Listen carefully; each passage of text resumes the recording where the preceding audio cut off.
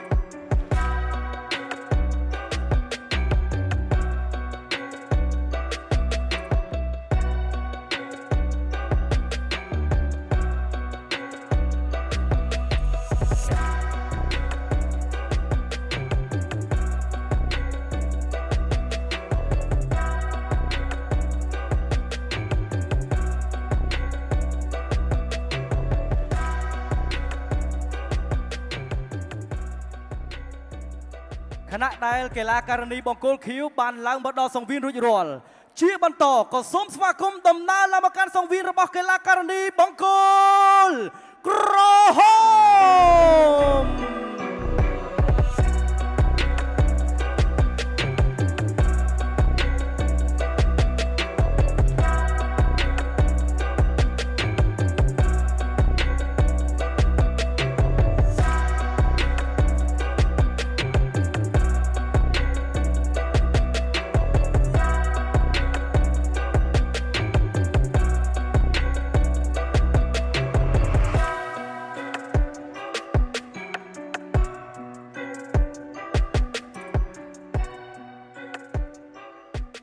អរគុណជាបន្តទៅទៀតនេះខ្ញុំសូមទុកទួនាទីជូនដល់លោកដើម្បីធ្វើការប្រកាសនៅសមាជិកកីឡាករនីទាំងពីររូប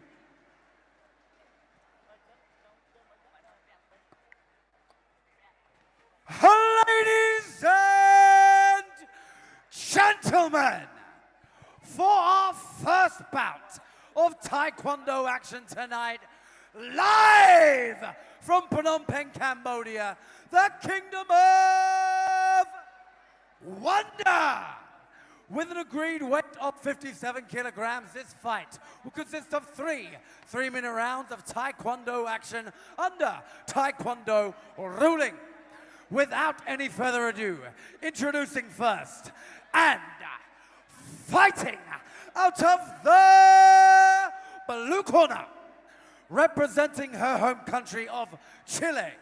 with a professional record of 15 wins, 2 losses, and 0 by the way of no contest. Weighing in at 57 kilos and a height of 166 centimeters. Please put your hands together for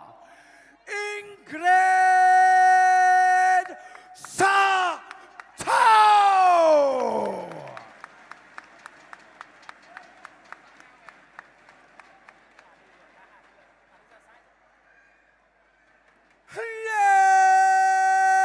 And her opponent, fighting out of the red corner and representing her home country, the Kingdom of Cambodia, with a professional record of 10 wins, 8 losses, 2 by the way of no contest, and 1 win by the way of knockout. With a weight of 57 kilos, please put your hands together for Ritti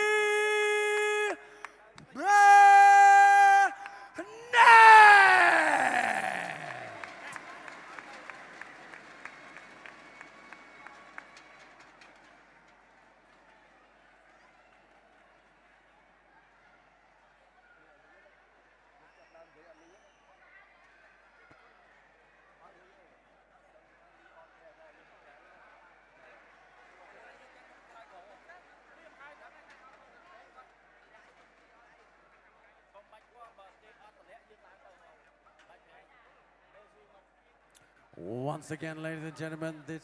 bout of Taekwondo consists of three 3-minute rounds of Taekwondo action under Taekwondo ruling.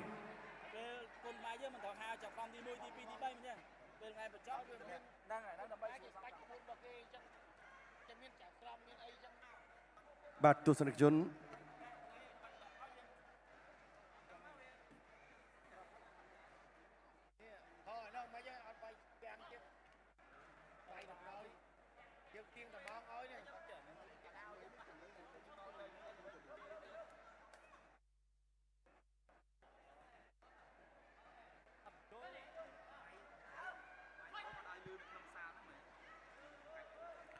ឥឡូវនេះការប្រកួតបានចាប់ផ្ដើមហើយបាទគឺផ្នែកតៃក្វាន់ដូនារីបាទនារីក្នុងការប្រកួតនេះគឺយើងបានឃើញនៅសមាជិកដែលកីឡាការិនីមកពីប្រទេសជីលីបាទប្រកួតជាមួយនឹងកីឡាការិនីមកពីប្រទេសកម្ពុជាគឺថាប្រើដៃស្តៀងគុណខ្មែរដែរបាទមានដៃប៉ុន្តែមិនឲ្យអោបយូរទេ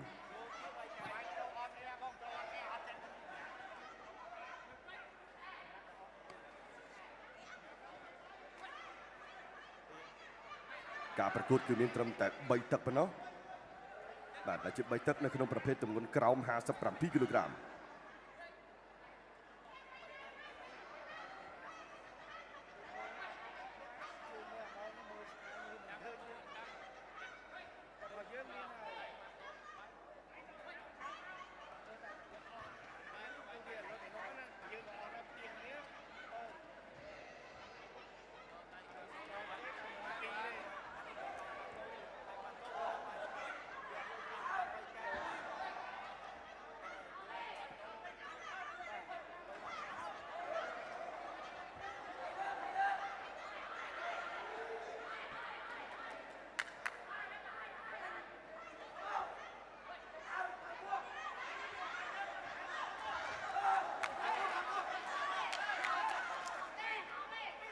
បាទគឺថាដំណើរការនៅក្នុងការប្រកួតនេះគឺនៅក្នុងទឹកទី1គឺជិតចប់ទឹកទៅហើយដែរដោយ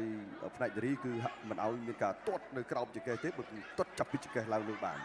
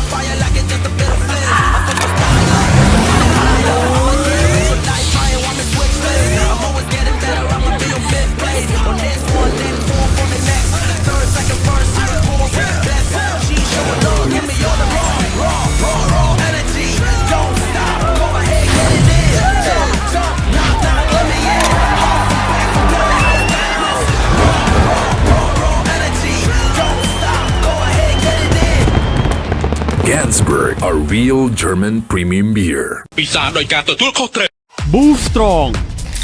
ប្រភពធម្មពលដ៏សែនឆ្ងាញ់ជាប់ចិត្តរហូតដំណក់ចុងក្រោយ Boost Strong ឆ្ងាញ់រសជាតិដិតជ្រៅ ស្វាគមន៍ជាថ្មីលោកអ្នកមកកាន់កម្មវិធីបាទ Gensberg គុនខ្មែរ Combat Grand Prix ដែលទឹកទី1បានកន្លងផុតទៅរវាងកីឡាការិនីកម្ពុជារដ្ឋីវ៉ានិចជាមួយនឹង Ingrid Soto មកពីប្រទេសជីលីដែលហាក់ដូចជាថ្មីបន្តិចសម្រាប់វ៉ានិចដែលត្រូវសិក្សាអំពីកីឡាតៃក្វាន់ដូក៏ប៉ុន្តែសម្រាប់កីឡាការិនីជីលី Ingrid Soto គឺច្បាស់ណាស់បាទឃើញថាគាត់ប្រើជើងបានយ៉ាងល្អនៅក្នុងការប្រកួតនេះ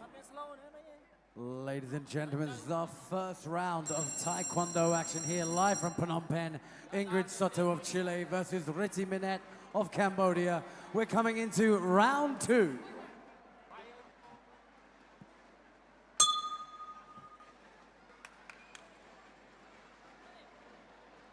បាទទឹកទី2ចាប់ផ្ដើមហើយនៅក្នុងការប្រកួតរវាងវ៉ានិចជាមួយនឹង Ingrid Soto បាទមកលងទឹកកន្លងទៅយើងបានសង្កេតឃើញនៅការទាត់ដ៏ល្អរបស់ Ingrid Soto ដែលគាត់អ្នក combat ចំតួតែម្ដងបាទអ្នកតៃក្វាន់ដូចំតួជើងស្ដាំជើងឆ្វេងនេះគឺប្រើបានយ៉ាងប៉ិនប្រសប់តែម្ដងបាទការលោតការលើកជើងនេះគឺពិតជាបានខ្ពស់មែនទែនតែក៏គួរឲ្យកត់សម្គាល់លើរដ្ឋីវ៉ានិចដូចគ្នាដែរ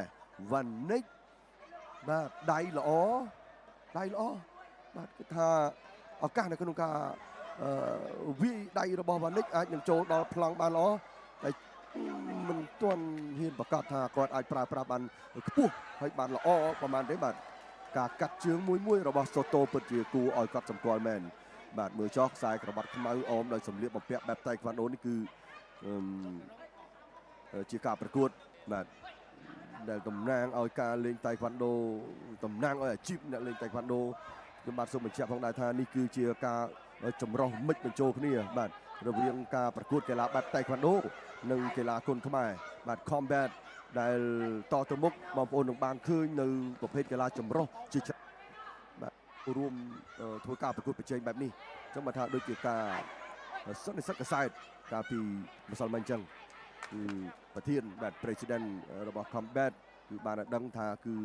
ពិភពលោកកំពុងតែកត់សម្គាល់ខ្លាំងមែនទែនចំពោះក្បាច់គុនខ្មែរម្ល៉េះហើយការមកដល់នេះគឺជាការសហការគ្នាដើម្បីបង្ហាញនៅភាពចម្រុះនៃក្បាច់គុនថាតើក្បាច់គុនបែបណាបាទនៅក្នុងការប្រកួតមានអាវុធយុទ្ធសាស្ត្របែបណាដោយឡែកគឺគូនេះ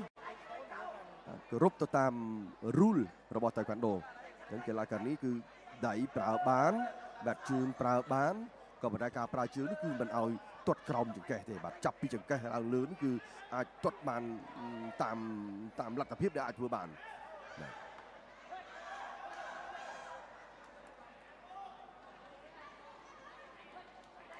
រឿងនឿយបន្តិចហើយសម្រាប់វ៉ានិចបាទវ៉ានិចចូលចាប់អញ្ញាកណ្ដាលមិនឲ្យចាប់យូរទេបាទការចាប់នៅក្នុងប្រភេទនេះអញ្ចឹងយើងឃើញថារឿងផ្លាយភ្នែកបន្តិចបាទសម្រាប់តៃក្វាន់ដូបាទជាមួយការអ្នកដែលជំនាញគុនខ្មែរបាទតែបន្តិចទៀតចូលដល់វគ្គគុនខ្មែរទើបបងប្អូនបានដឹងចំនួននេះគឺនៅក្នុងក្រោមប្រភេទទម្ងន់57គីឡូក្រាមបាទបន្ទាប់ពីគូនេះទៅគឺចូលដល់គូមិត្តភាពបាទរវាងកម្ពុជានិងអង់គ្លេសម្នាក់ទៀតបាទរវាងសំណាងណូកូនប្រុសរបស់ព្រំសំណាងត្រូវប្រកួតជាមួយនឹង Adam Earnshaw មកពីចក្រភពអង់គ្លេសបាទមានការរបូតប្រថាប់ដៃបន្តិចចឹងអាជ្ញាកណ្ដាលក៏ជួយដោះចេញបាទព្រោះថាតាមទម្លាប់គឺការពាក់នឹងប្រថាប់ដៃនិងការប្រើប្រាស់បាទក្បាច់បដាល់គុនខ្មែរចឹងការប្រកួតបន្តនៅចុងទឹកទី1Ingrid Soto បាទចូលវាយដៃបានស្អាតមែនទែនមើលចុះបាទចាប់រុញផ្អឹបតែម្ដងនៅជញ្ជាំងសំណាញ់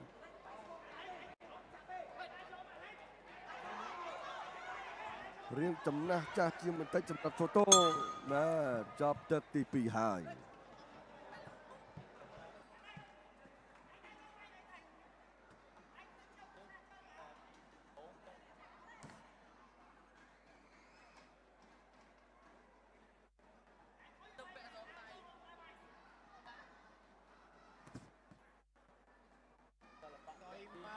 Boost Strong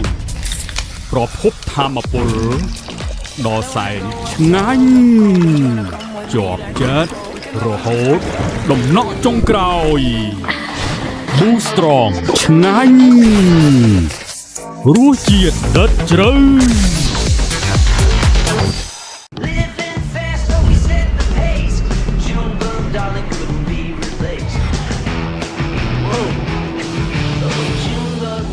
Electric thrills, two hearts racing, chasing.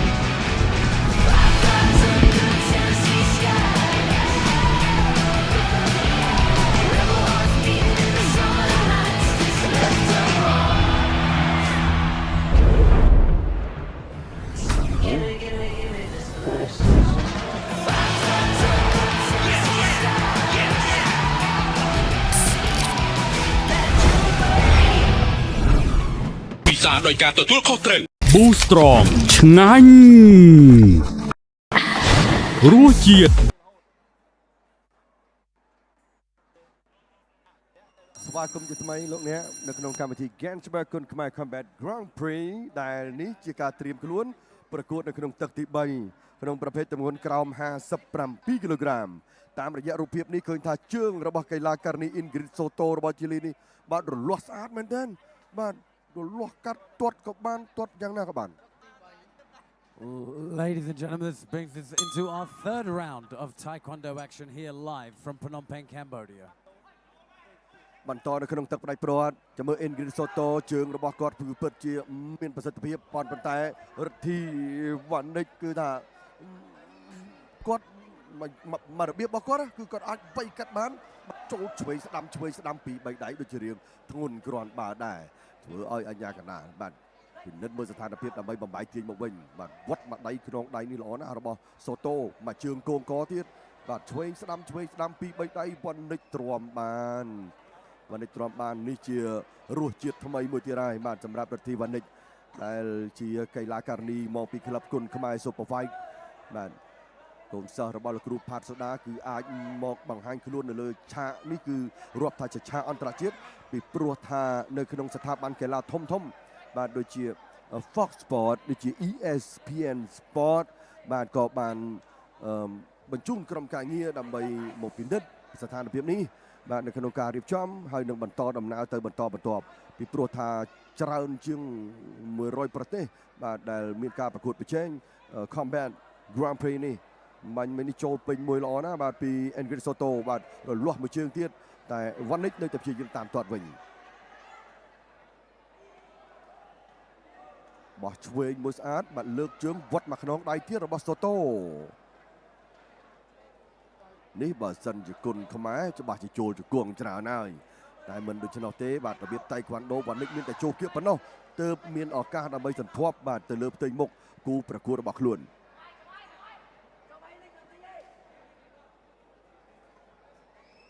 លើកជើងបាទបចោតមួយចូលមកដៃឆ្វេងពេញលើកជើងបចោតចូលឆ្វេងមួយទៀតលោកជើងស្ដាំធាក់រលាស់មួយទៀតពី Ingrid Soto ទាត់ឆ្វេងមួយល្អទៀតបាទវណ្ណិចលើកដៃបាំងតាន់វណ្ណិចពិបាកបន្តិចហើយ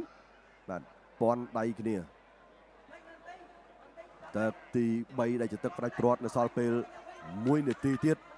បាទតើវណ្ណិចអាចទ្រាំបានដែរទេនៅគៀក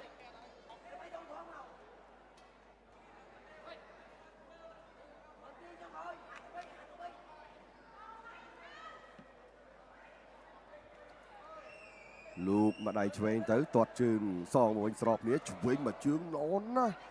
Ingrid Soto មកគឺគាត់ទាត់សម្ដៅតែលើកញ្ចឹងកទៅលើផ្ទៃមុខនឹងតែម្ដងបាទរលាស់ជើងស្ដាំរលាស់បានពោះមែនតើវណ្ណិចចូលសវេសវ៉ាបញ្ញាយដើម្បីអោបខាងលើប៉ុន្តែជារឿយគឺអាញាកដាលមិនឲ្យអោបយូរពេកទេបាទចូលទាត់ស្ដាំច្រើនតែចាប់បាទលើជើងបឆោតទាត់មួយជើងធាក់ទល់ចេញទៅវិញបោះមកជើងកាប់ទៀតអូល្អណាស់មែន Ingrid Soto នេះមកពី Chile នៅដែនដីនៃអាមេរិកខាងត្បូងហើយនេះមាន Chile មាន Philippines មាន Malaysia បាទឥឡូវចប់ការប្រកួតហើយចប់ការប្រកួតពេញទាំង3ទឹកហើយ